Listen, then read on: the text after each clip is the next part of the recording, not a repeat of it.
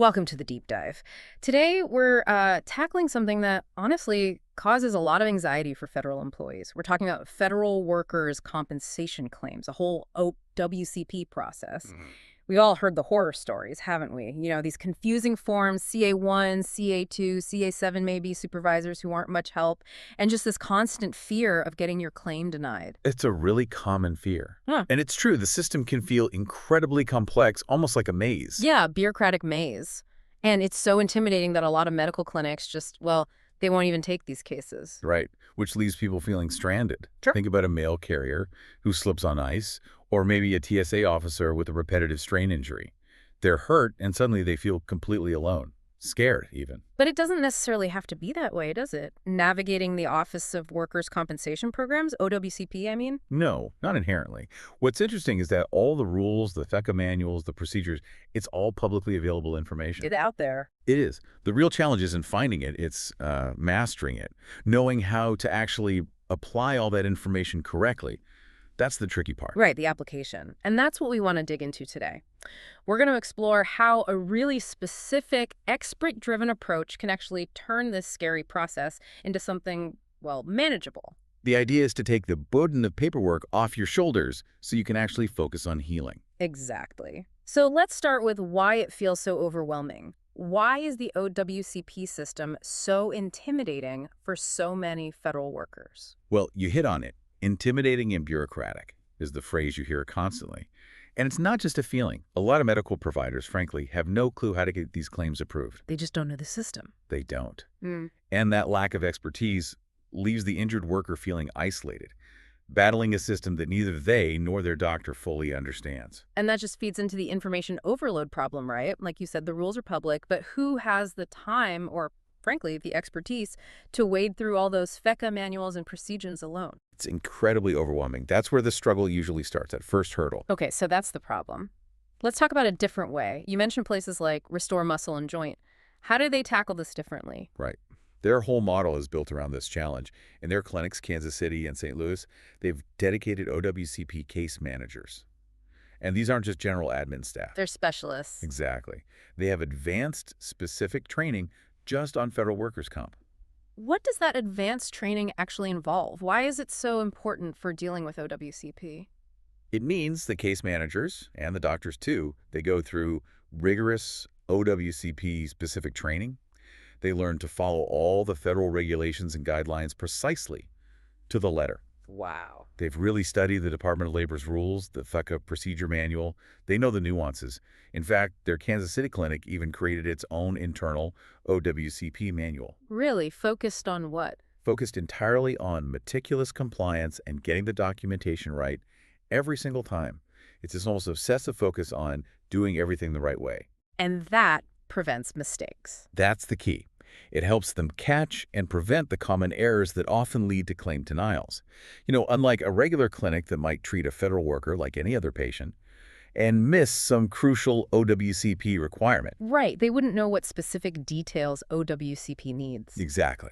And that missing detail can get a claim rejected. This specialized training avoids that. So it's deep knowledge of the rules and the process that must build a lot of trust in the federal employee community. It really does. Their doctors and therapists are DOL credentialed. The claim specialists make sure forms are accurate and submitted on time. People know them. They have a reputation. Yes. You get injured employees from USPS, TSA, the VA, Department of Defense, you name it, coming from all over Missouri, even from Kansas, Illinois, because they know these clinics actually get OWCP. They understand the system. Okay, so let's get practical. How does this hand-in-hand guidance work? What does a case manager actually do for an injured worker facing all that paperwork? Think of them as your personal guide through the maze. Okay. From the moment you first call, you're assigned a specialist. Okay. And the first step, usually, is helping you choose and file the correct injury form. That's foundational. Right, because there's a difference between, say, a sudden injury and something that develops over time, the CA1 versus the CA2. Precisely. The CA1 is for that traumatic injury, like the mail carrier slipping on ice, a single event. Got it. The CA2 is for an occupational disease or a repetitive injury, like that TSA officer with chronic back pain from years of lifting luggage. It develops over time. And the case manager helps figure that out. Yes, they help identify the right form and then, crucially, help complete it accurately. They know exactly what information OWCP looks for and, just as importantly, the common pitfalls to avoid. Like getting dates wrong or descriptions. Things like that. And details matter. For instance, with a CA1, filing it within 30 days is vital Why 30 days? because that preserves your entitlement to continuation of pay or COP. That's up to 45 days of your regular salary while you're off work. 45 days, that's significant. Huge. So getting that CA1 filed correctly and quickly is priority one. They'll even help file it through eComp, the Dalal's online portal, making sure every box is checked, every document attached. It builds a solid foundation for the claim. Okay, so accurate forms, filed quickly, especially for COP. Yeah. What's next? Getting medical care, handling the bills. Right. Step two is guiding you through COP and getting that initial medical care sorted. For those traumatic CA1 injuries, they make sure your agency is notified immediately, track the CA1 submission, and ensure your COP starts. And the treatment. Treatment begins right away. You don't have to wait for the claim to be officially approved by OWCP. They coordinate to get a CA16 authorization. A CA16, what's that? It's basically an authorization from OWCP that covers your initial medical treatment costs, usually for the first 60 days or so, even before the claim is fully accepted. It means you can get care without worrying about who's paying. That takes a lot of pressure off. Absolutely. You can focus on getting better, not on bills or waiting for paychecks. Okay, but what if the injury keeps someone out longer than that 45-day COP period? Or if it's an occupational disease where COP doesn't apply, how do they handle wage loss then? That brings us to tracking the claim and filing for wage loss compensation, which is done using Form CA7. The CA7. If you can't work beyond day 45 of COP, or if you have a CA2 occupational claim, the CA7 is how you claim compensation for lost wages from OWCP. And they help with that too. Proactively. They literally mark their calendars for day 46, the day COP ends, to submit that CA7 immediately. So there's no gap in income. That's the goal. Preventing that gap is critical. They also help with things like leave buyback if you use your own sick or annual leave before the claim was approved. Oh, interesting. You can buy back leave. Yes, you can often get OWCP to compensate you for leave used, essentially buying it back. They also manage supplementary forms, like the CA7A for intermittent time loss, ensuring every hour you lose from work is accounted for. They stay ahead of it to prevent delays. It sounds incredibly thorough. But what about the medical side? You hear so often that claims get denied because of missing or incorrect medical documentation. That's a huge factor, and it leads to the next crucial step: meticulous documentation and form management. This is where many claims fail. So how do they shield you from that risk? The case managers coordinate directly with the doctors. They make sure all the necessary medical reports are obtained and that specific OWCP forms are filled out correctly. Like which forms? For example, the CA17 duty status report. That's the form the doctor fills out detailing your work restrictions. It gets uploaded to OWCP and sent to your agency. Okay. And perhaps most importantly, they ensure a comprehensive CA20. Attending physician's report or a detailed narrative report is submitted Why is the CA20 or a narrative so critical? because it has to establish causation.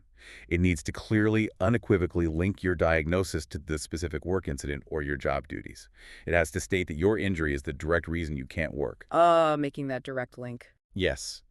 Providing that clear link, that robust medical evidence, dramatically increases the chances of your claim being accepted. It's like having a personal secretary for your claim, making sure every I is dotted, every T crossed. Okay, so the paperwork is filed, the medical evidence is strong. Does the support stop there? What if OWCP asks for more info or, heaven forbid, denies the claim? No, the support is continuous. That's the next phase: ongoing support and OWCP navigation. They constantly monitor your claim status and keep an eye on all correspondence from OWCP. So they're watching the file. Constantly.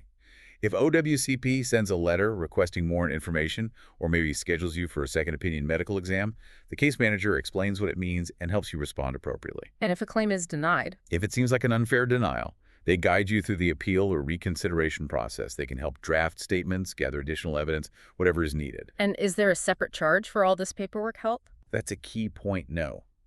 This guidance, this consulting on the OWCP process, is considered part of your overall care. You're not billed extra for their help with the forms and navigating the system. Wow. It's a holistic approach, really patient-centered, guiding you from the moment of injury, hopefully, all the way to claim approval. It significantly boosts the odds of getting accepted on the first try. That comprehensive support sounds amazing in theory. Can you give us some real-world examples? How does this actually play out for people? Absolutely.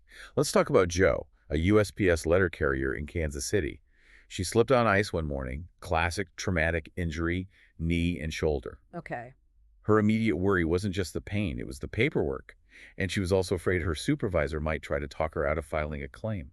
That happens sometimes. Yeah, you hear about that. So how did the clinic help Jo with that anxiety? Her case manager jumped right in. They helped her file the CA-1 that same day. That secured her continuation of pay, immediately easing the financial worry. And when she was out longer? When she hit day 45 and still couldn't work, they filed the CA-7 right on schedule.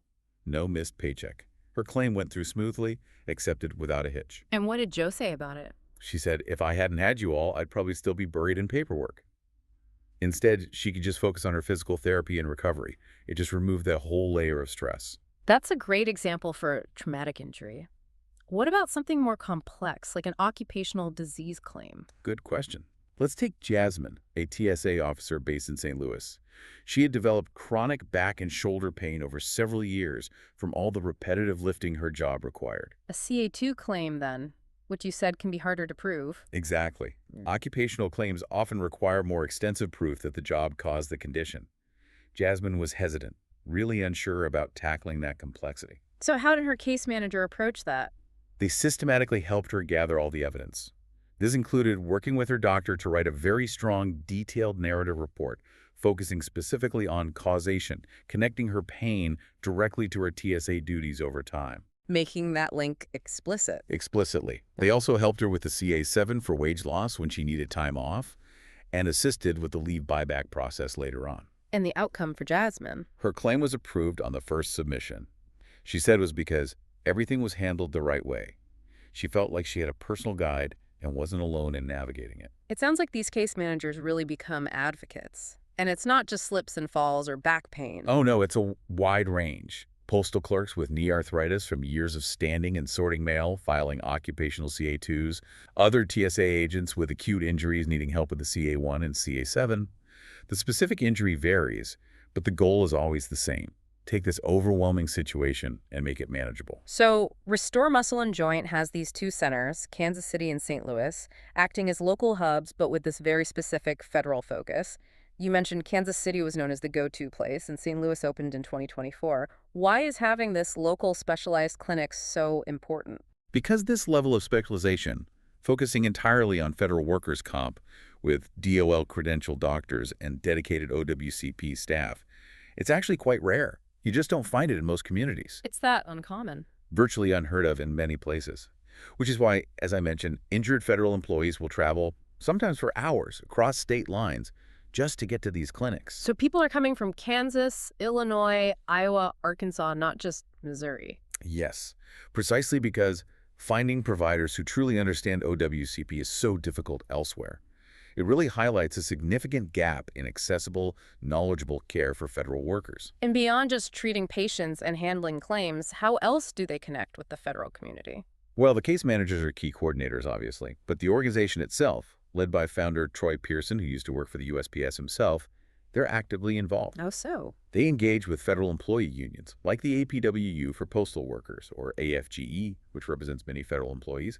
They hold educational workshops. To teach workers about their rights? Exactly. To empower employees with knowledge about the OWCP process. The thinking is, an informed worker, even with expert help, is better positioned to navigate the system successfully. That makes sense. So, boiling it down, what's the core value proposition for an injured federal worker going to them? It's several things. First, their track record. They get claims accepted because they pay such close attention to detail. Second, they remove barriers. How?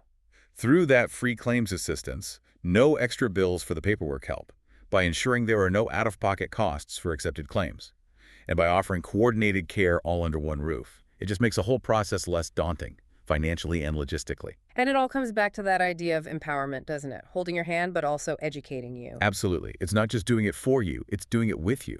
They take all that dense, public OWCP information and distill it into practical, understandable advice.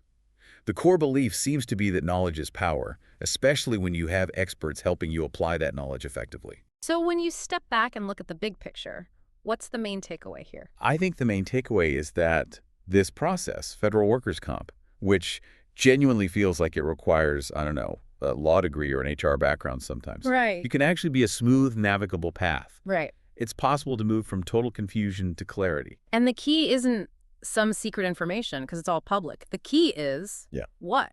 The key is having a dedicated team that has truly mastered that public information and knows how to apply it with, frankly, painstaking attention to detail. And, just as importantly, genuine care for the person going through it. Yeah. It's the difference between just having the rules and having an expert guide who knows how to win by following those rules perfectly. It really transforms the experience, which leaves us with a final thought to consider. Yeah, if this kind of approach, combining deep expertise of public knowledge with a really personal guiding touch, can make something as complex and intimidating as OWCP claims manageable, what other overwhelming systems or challenges in our work or lives could be simplified, could be mastered, if we just had the right kind of expert guidance? It makes you wonder how much fear we could trade for confidence in other areas too.